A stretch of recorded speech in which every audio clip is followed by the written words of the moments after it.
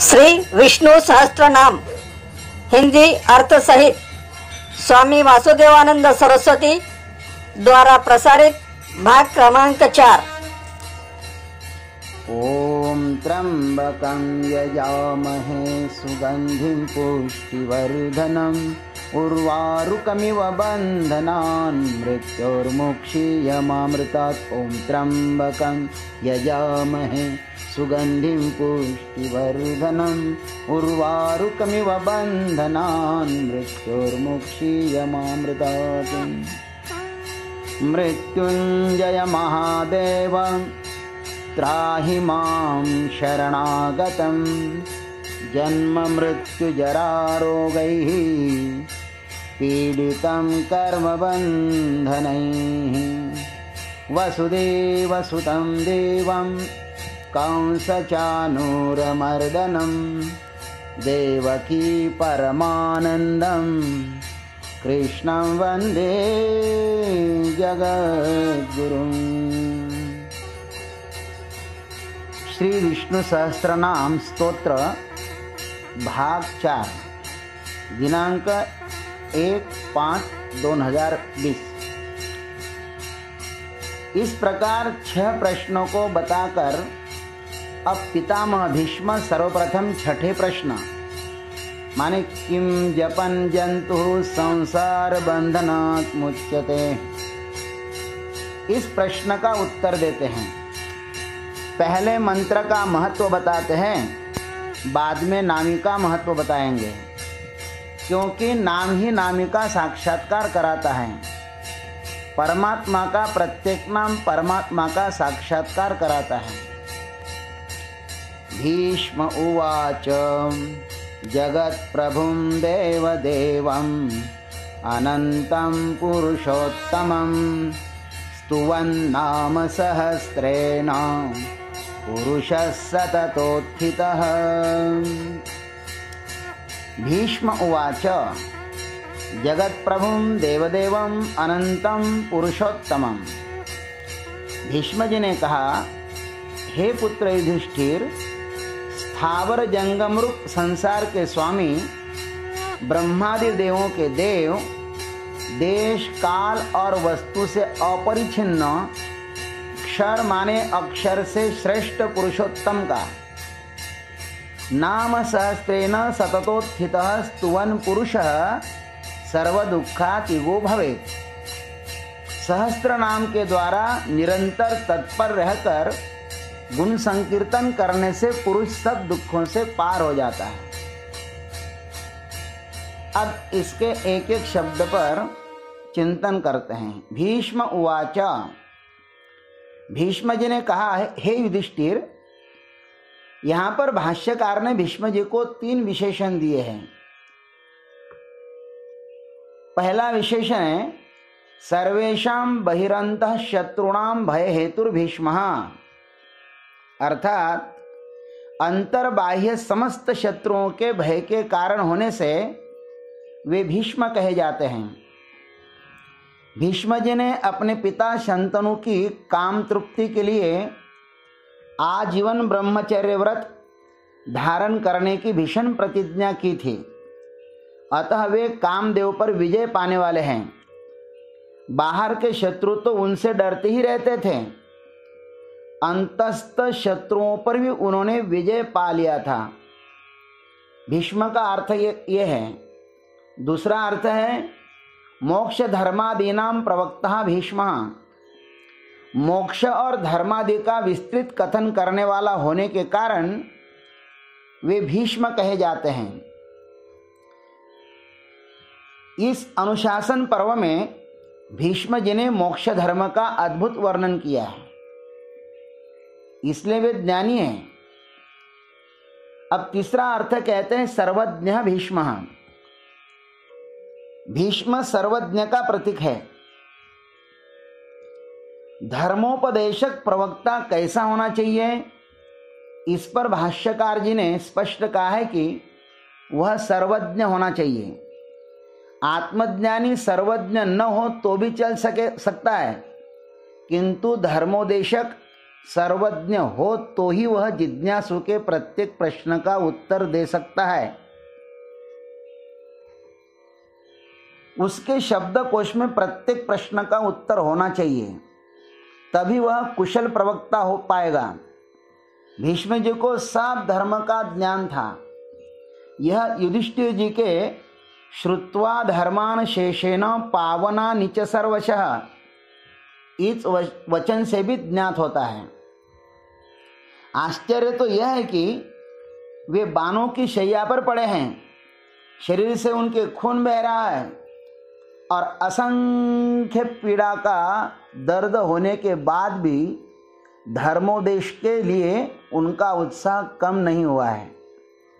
और उससे भी बड़ा आश्चर्य यह है कि रणभूमि में यह प्राणांत शरशैया देने वाले ही प्रश्न पूछ रहे हैं, लेकिन भीष्म के मन में तनिक भी राग द्वेष रूपी द्वंद्व नहीं है। उनके पास कितनी स्थिर प्रज्ञा होगी, इसे ही स्थित प्रज्ञ कहते हैं। अपने सर्वस्व स्वार्थ का त्याग कर भीष्माचार्य जी ने जिस समाज के हित के लिए अपना संपूर्ण जीवन समर्पित किया है, उसी समाज ने आज उन्हें यह पीड़ा दी है। समाज का इससे बड़ा महान दुर्दैव अन्य क्या हो सकता है। और यह इतिहास अनादिकाल से बारंबार दोहराया जा रहा है।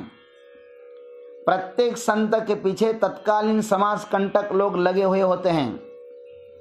संत को ये न केन प्रकार से पीड़ा देना उनका उसी समय यही प्रथम में कर्तव्य हो जाता है।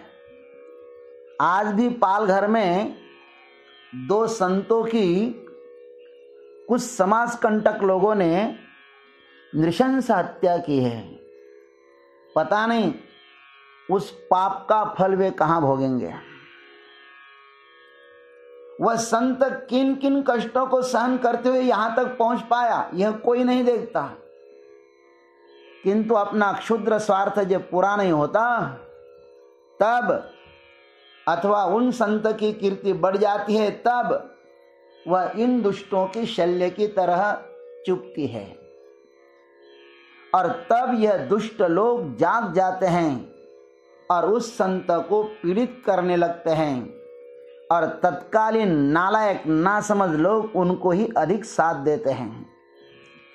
लेकिन दुष्टों के प्रहार से संत कभी घायल नहीं होता। वह हर परिस्थिति में अपना कार्य करता ही रहता है। अंत में भगवान स्वयं उनकी सहायता के लिए दौड़ आते हैं। संत प्रश्न पूछने वाला कौन है यह नहीं देखते, अपितु क्या पूछ रहा है वह यह देखते हैं। और संत वही है जो सदैव हर परिस्थिति में ज्ञान देने के लिए आतुर है। महाभारत काल में भीष्म जैसा त्यागी, प्रतापी, पवित्र, ज्ञान वृद्ध संत अन्य कोई नहीं था, किंतु उन्हें ही अधिक कष्ट सहन करने पड़े। उनके कष्टों को मैं प्रणाम करता हूं, क्योंकि इन्हीं कष्टों ने उन्हें परमात्मा का साक्षात्कार कराया था। अपने स्वधर्म के अनुष्ठान से ही परमात्मा संतुष्ट होते हैं। इस श्लोक में जगत प्रभु ये नाम आया है, उसके बारे में भी कहते हैं। परमात्मा इस स्थावर जंगम रूप संसार का स्वामी है। सर्वप्रथम इस सुव्यवस्थित किंतु चित्र विचित्र अचिंत्य मायामय जगत रूपी कार्य का कोई मालक है, यह कहते हैं। कार्य है तो उसका कारण होना ही चाहिए। जो आसुरी संपत्ति वाले लोग होते हैं, अनिश्वरवादी होते हैं, उनकी इस जगत के प्रति यह धारणा है कि असत्यम प्रतिष्ठन्ते जगदाहुरनीश्वरम अपरस्पर संभूतम किमन्यत् काम हेतुकम। उनकी यह धारणा है कि यह जगत हमारे जैसा ही झूठ से भरा हुआ है, बिना ईश्वर का है, धर्मादि प्रतिष्ठा रहित है, अपने आप केवल स्त्री पुरुष के संयोग से उत्पन्न हुआ है, इसके सिवा और क्या है इसमें, केवल काम ही इसका कारण है।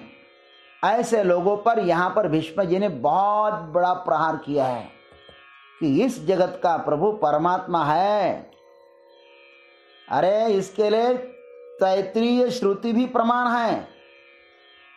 उन्होंने ईश्वर की सत्ता के विषय में ये कहा, भीषास्माद् वातः पवति भीषोदेति सूर्यः भीषादस्मादग्निश्चेन्द्रश्च मृत्युर्धावति पंचमः, अथवा यद्भयात् वाति वातोऽयं सूर्यस्तपति यद्भयात् यद्भयात् वर्षते मेघो भूर्णमज्जति यद्भयात्। और ज्ञानेश्वरी में भी ईश्वर की सत्ता इस प्रकार स्वीकार की गई है। तो विश्वश्रेयचा भरता मी चिगा पंडुसुता मी गोसावी समस्ता त्रैलोक्याचा आकाशे सर्वत्र वसावे वायुने नावभरी उगे नसावे पावके दहावे वर्षावे जळे पर्वती बैसकान सांडावे समुद्री रेखा नोलांडावे पृथ्वीया भूते व्हावी हे आज्ञा माझी म्या बोलविल्या वेदू बोले म्या चालविल्या सूर्यू चाले म्या हालविल्या प्राणू हाले जो जगाते चाळिता मियाचे नियमिल्या साता काळू ग्रासितसे भूता ये म्हणी आगते पंडुसुता सकळे जयाची ऐसा जो समर्थू तो मी जगाचा नाथू आणि गगनायसा साक्षीभूतू तो ही मीची। इस संसार में सब कुछ सुव्यवस्थित चल रहा है तो इसका मालिक तो होना ही चाहिए। क्या कुलाल के बिना घट हो सकता है? क्या चित्रकार के बिना चित्र हो सकता है? वैसे ही कर्ता के बिना यह कार्य जगत नहीं हो सकता। इसलिए लिखा है जगताम यदि न कर्ता कुलालेन विना घटः चित्रकारं विना चित्रं स्वतः एव भवेत् तदा। प्रथम नाम में ईश्वर की सत्ता को स्वीकार किया गया है। जो आस्तिक होता है उसी के लिए नाम का महत्व होता है और नाम उसी के जीवन में सफल हो जाता है जो कहता है ईश्वर है, तो उसी के लिए ईश्वर प्रकट हो जाता है। और जो कहता है ईश्वर नहीं है तो उसके लिए ईश्वर प्रकट नहीं होता। इसलिए भगवान नहीं है ऐसा कभी भी मत कहो। हमेशा परमात्मा के विषय में पॉजिटिव थिंकिंग रखो, सकारात्मक विचार रखो। नकारात्मक विचार रखने से परमात्मा नहीं मिलेगा, नहीं मिलेगा और नहीं मिलेगा। नम्र निवेदन, देवियों एवं सज्जनों, स्वामी वासुदेवानंद जी सरस्वती के अमृतमय वाणी द्वारा श्री विष्णु सहस्त्र नाम का अगला भाग के लिए प्रतीक्षा कीजिए। हरि ओम।